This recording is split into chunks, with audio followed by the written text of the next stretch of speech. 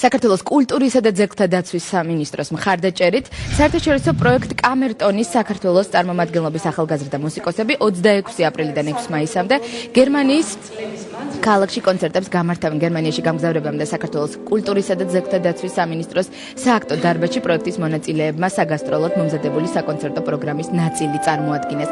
მოზარდთა მუსიკალური განათლების და ახალგაზრდული გაცვლითი პროგრამების მხარდაჭერით საერთაშორისო პროექტი კამერტონი უკვე მე-6 წელია არსებობს. საქართველოს სახელით გერმანიაში ევგენი მიქელაძის სახელობის ცენტრალური სასწავლებლის აღსაზრდელები თათა მახარაძე, გიორგი ოიკაშვილი, ნატა როინიშვილი და ლევან უგულავა გაემგზავრებიან. სპეციალური სტუმრის სტატუსით საგასტროლო კონცერტებში მონაწილეობას მიიღებს ახალგაზრდა პიანისტი ირაკლი ოიკაშვილი. ეს ძალიან მნიშვნელოვანი პროექტია. პროექტის მთავარი მიზანი არის ევროპელ მსმენელს გააცნოს ახალგაზრდა ქართველი მუსიკოსების შემოქმედება, აგრეთვე უწევს დიდ პოპულარიზაციას ქართულ საკომპოზიტორო და სასშემსრულებლო ხელოვნებას. გავიმარჯვე და მიმგზავრები 26 აპრილიდან 5 მაისამდე გერმანიაში, სხვადასხვა ქალაქებში.